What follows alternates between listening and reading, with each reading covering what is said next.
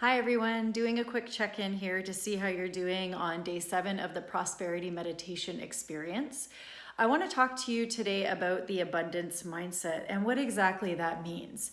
So when you think about abundance, most likely people start thinking right away about money. Like that's the first thing that comes into mind. However, abundance is really a state of being. Abundance is a state of being joyful, of being happy, of feeling a fulfillment, feeling the gratitude for the things that you already have in your life. And it can be the simple things. I'm grateful for my body. I'm grateful for my breath. I'm grateful for the home I live in, my family, my pets, whatever it is that you can find gratitude in and resonate with that deep feeling. So this being the abundance mindset, when we begin to align with this gratitude feeling or state of being, it begins to open the pathway for more abundance to come in, for us to attract more into our life. And so that's an important step, is really having gratitude for what we have already in life and bringing that into our day-to-day awareness, with the little things that happen through our relationships, through who we meet in our day.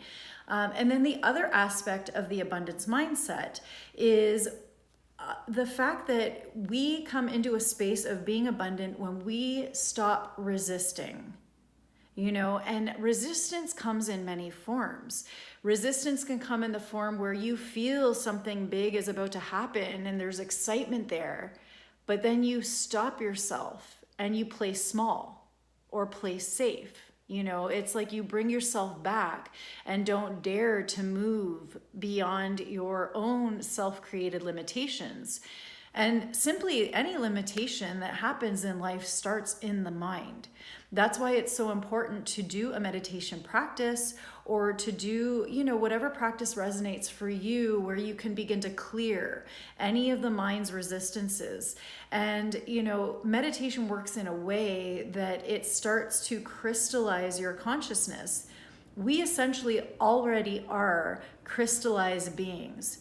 If you think about the core of the earth, so we have the surface of the earth. The earth is dirt. And then when we start to dig deeper into the earth and move towards the center core of the earth, we find quartz crystal.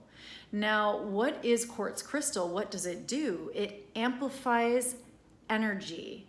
It magnetizes and attracts and expands energy. And so when we look at ourselves as coming from the elements, we are made up of earth, we are made up of water, fire, air, and ether. And if we relate to our bodies as the density of the earth, we're made up of the skin and the bones. And this part of us is the earth element. So within us, naturally, our consciousness is also crystal. We walk upon the earth, which is a magnetizer. That's why we attract into our life who we need to meet in order to heal or forgive or to learn the lessons that we need to learn in order to evolve. That's why we attract into our life exactly what it is that we feel inside ourselves, because we too are crystallized beings. And now when we start to do these practices, these meditations, specifically Kundalini is a very powerful tool to begin to crystallize your consciousness. And what exactly does this mean? It means that we have resistances, we have blocks, we come into this life with karma, and we have to clear certain patterns, certain habits, limited beliefs that we have that do prevent us from moving into our fullest potential. And so the Kundalini practice, specifically this prosperity meditation that we're doing for 40 days, is working to clear the limited beliefs, to begin to connect us with our inner knowing that we are very powerful beings. And when our mind becomes released from these resistances and there is a clearer picture of exactly what we want, we are able to project that into the universe and affirm, this is what I want. I am ready for this. And when we can actually feel it in our bones, feel it in our breath, and relax into that feeling of being ready, what we want will show up, and it's not that we have a desire and then once that's fulfilled, we're done. No, naturally we have a desire, it's fulfilled, and then a greater desire emerges, and then we move towards that. So this practice works as a kind of platform for us to open. Kind of if you think of a flower, so you have the innermost core of the flower is your fullest potential. And slowly, one by one, we're opening the petals. And then as we open our petals, we become more available to the abundance, to what we want to attract in our life. And then, taking another metaphor, simply Kundalini is coiled energy. So it is representative of a snake that it lays dormant at the base of your spine. And this snake is coiled 3.5 times at the base of your spine. Through the Kundalini yoga and meditation practices, this energy, this Kundalini, this awareness energy begins to get activated. And then as it activates, it starts to move up the course of the spine, opening the energy centers of the chakras.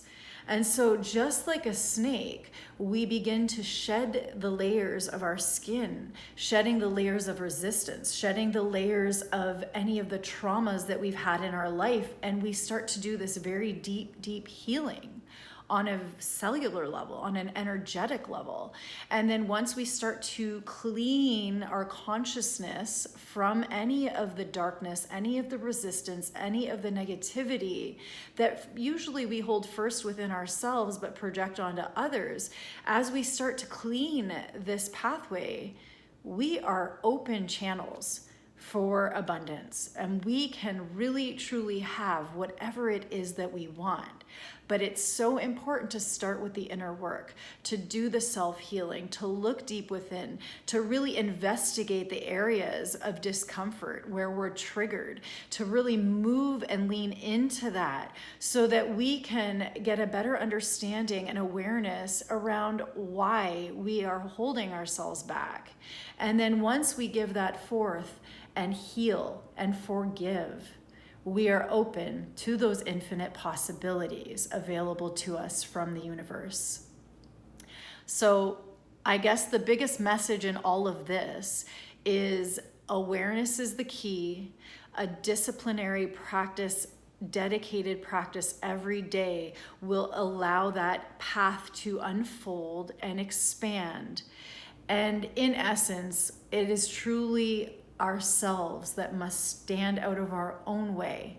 So I must stand out of my own way in order for abundance to come in. And it's all about connecting to the soul, connecting to that pure consciousness, that light consciousness that we are, moving out of the ego, limited mind, limited beliefs that we have.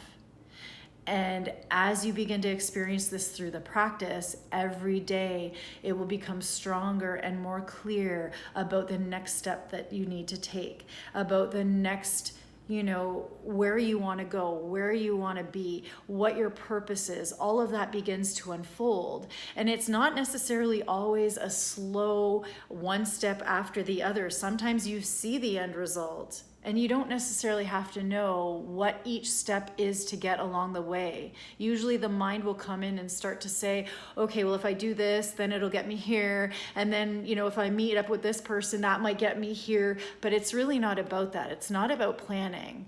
It's about surrendering. It's about doing the inner work. It's about really being active about your own healing, about your own growth, about, moving through what you need to move through for the life lessons.